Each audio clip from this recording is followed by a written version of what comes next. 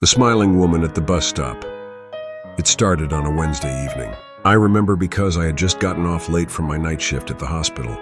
My feet were killing me, and the rain had just started to drizzle. The bus stop was nearly empty, except for one woman. She stood under the flickering streetlight, long black coat, soaked hair clinging to her face. She wasn't waiting for the bus, just standing there, smiling. A wide, fixed grin that didn't change, didn't move, like her face was stuck. I nodded politely. She didn't blink, just smiled.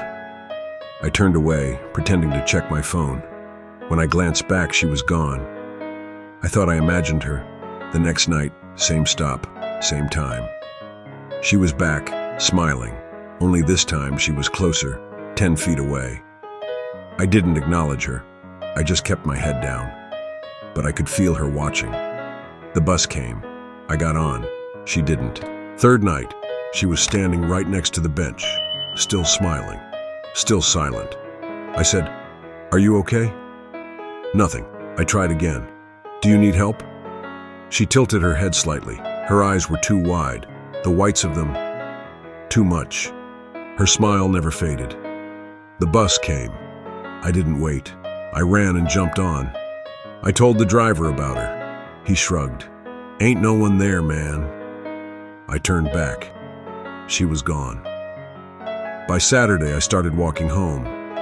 That night, around 2 a.m., I heard a knock on my apartment window. I live on the 3rd floor. I froze. The blinds were shut, but I could see the shape of fingers pressing through. 5 thin, wet fingers. I didn't move. I didn't speak. Eventually, it stopped. But in the morning, I found smudged prints all across the glass, and a piece of paper slipped under my door. It had one sentence: "I'm coming to smile with you." I reported it to the police. They found no signs of forced entry. No cameras caught anything. My building had no visitors that night. They told me it was a prank. The next evening I stayed in. At 11:14 p.m. my power cut out. Then the knocking started. Not just on the windows, on the walls, the floor, the ceiling, and the smiling began. I don't know how to explain it. I couldn't see her, but I felt her smiling, as if her grin was pressed up against the edge of reality, just waiting for me to look. I hid in my bathroom, door locked, lights off. I whispered to myself that I was okay, that I was alone. Then a voice whispered back, "No, you're not." In the mirror, she was behind me. I screamed, but when I turned, there was nothing. I moved out the next day, packed everything and left town. For weeks, things were fine. I started to breathe again. Until one night in a new city at a different bus stop, I saw her again, standing beneath a different streetlight. Smiling. She never blinks. She never speaks. But she's always closer each time. Now I ride a bike. I sleep with lights on. I tape the windows shut. But I know she's waiting. One day she'll be right behind me. And when she is, I don't think I'll be able to stop myself from turning around and smiling back. The voice in apartment 6B. When I first moved into apartment 6A, the building manager warned me about the neighbor. "She keeps to herself," he said. "But sometimes people hear things." I didn't ask what he meant. Rent was cheap, the place was clean, and I was desperate. The first 2 nights were uneventful, quiet, peaceful. But on the 3rd night, I heard her, a soft voice through the wall. It sounded like a woman humming, the same melody, over and over, gentle, but off-key. I knocked on the wall. The humming stopped. Then she whispered, "Hello?" I replied, "Hi, sorry, didn't mean to bother you." Silence, then, "Do you like music?" Her voice was raspy, like she hadn't used it in years. "I guess," I said. Then came the humming again, but now accompanied by scratching sounds. Faint, but deliberate, like something being carved. This went on for 3 nights straight, always at 3:33 a.m. On the 4th night, I asked the building manager about her. He looked confused. 6B, he said. "That unit's been empty for 6 years." I told him about the voice. His face went pale. He didn't speak for a long time. Finally, he said, "You should find another place to stay. Just do it soon." I didn't sleep that night. At 3:33 a.m., the humming returned. Louder this time. I pressed my ear against the wall. The voice whispered, "Come over." I backed away. Then the doorknob to my apartment started to turn, slowly, deliberately. I didn't move. I just stared. But no one came in. In the morning, I checked the hallway. The door to 6B was sealed with thick wood planks nailed in, covered in strange carvings. I asked around. An old tenant told me the story. Her name was Ruth. She lived alone, played piano at night.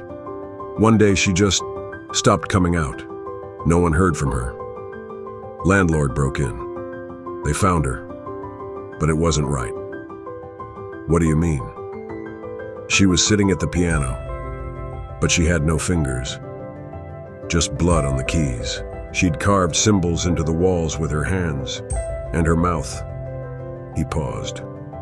They said she was smiling, even though her mouth was sewn shut. I moved out the next day.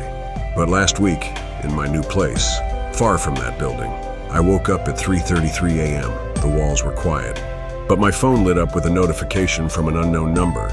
It was an audio file, a humming melody, the same one. Then a text came through. "I hope you still like music." The last patient. I'm a night shift nurse, 12 years in different hospitals. I've seen death, I've heard last breaths, but nothing prepared me for what happened last winter at Blackwood General. That night the ER was empty, rare during flu season. It was just me, a security guard named Davis, and Dr. Elaine Morgan. The lights flickered more than usual. Davis joked that the building was too old to stay alive. At 2:12 a.m. the doors opened. A man walked in, barefoot, shirtless, with deep scratch marks down his chest.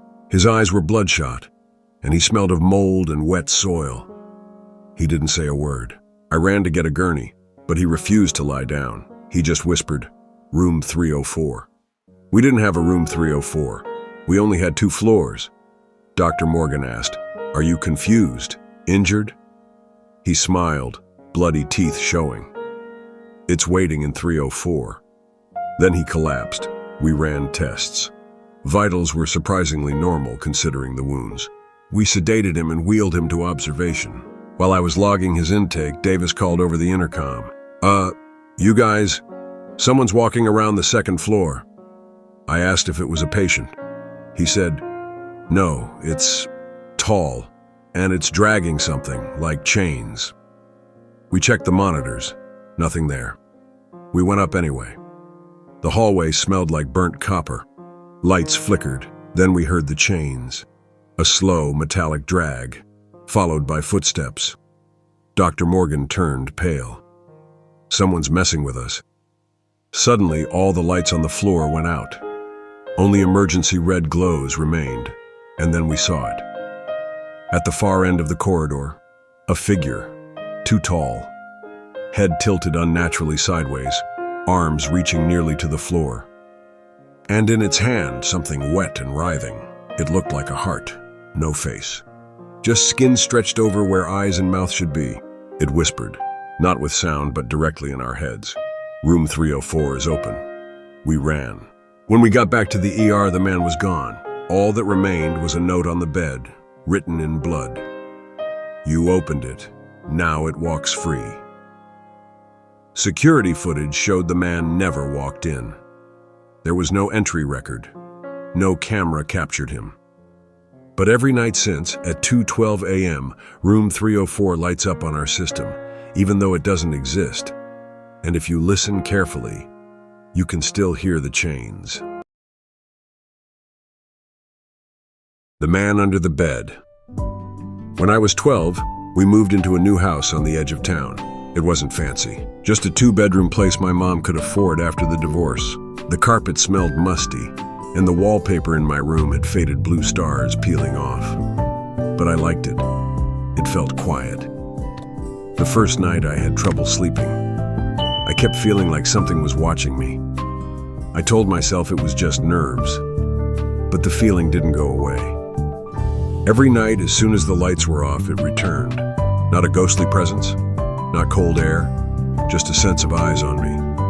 Heavy, still. By the third night, I started hearing things. A soft, rhythmic breathing. It wasn't mine. I'd hold my breath to check, and I'd still hear it. It came from under the bed. I was frozen. I couldn't scream. I couldn't even move. Minutes passed. Then hours. Eventually, I convinced myself it was in my head.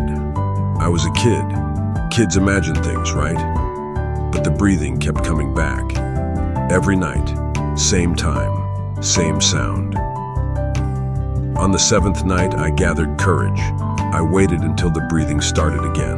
Then, heart pounding, I reached for my flashlight and slowly leaned over the side of the bed. My hand trembled as I clicked it on. And I saw him, a man, curled up under my bed, eyes wide open, bloodshot, skin pale and wrinkled like leather. He was staring right at me, not blinking, not moving, just breathing. I screamed so loud my throat hurt. My mom rushed in, but by the time she turned on the light, he was gone. No one believed me. She checked under the bed, the closet, the whole room. Nothing. Nightmare, she said. I knew what I saw. I slept with the lights on for weeks. But then things got worse. Objects started moving. Not floating. Shifting. My shoes would be facing the wall in the morning. The closet door would be cracked open even when I remembered shutting it. My drawers, they would rattle. One morning I found a note under my pillow. It was torn from a notebook. Yellowed. Old. It read, "I see you." That night I stayed at my dad's place. Mom said I was overreacting. I begged not to go back, but school was nearby and she had to work. So back I went. I didn't sleep. I waited. At 3:17 a.m. the breathing started again. But this time, it wasn't under the bed. It was behind the curtain. I stared at the outline, a tall, still figure. I tried to pretend I was asleep, but then I heard it whisper, "You shouldn't have looked."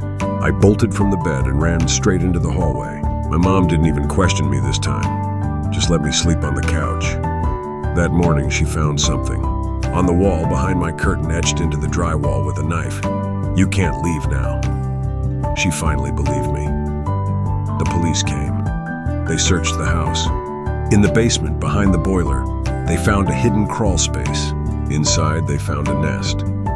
Old clothes, water bottles, wrappers, and dozens of yellowed notebook pages. Each one filled with a child's name and the word, "watched." One of the names was mine. The man was never caught. We moved. To this day, I don't sleep near windows, and I never ever let the underside of my bed go unchecked.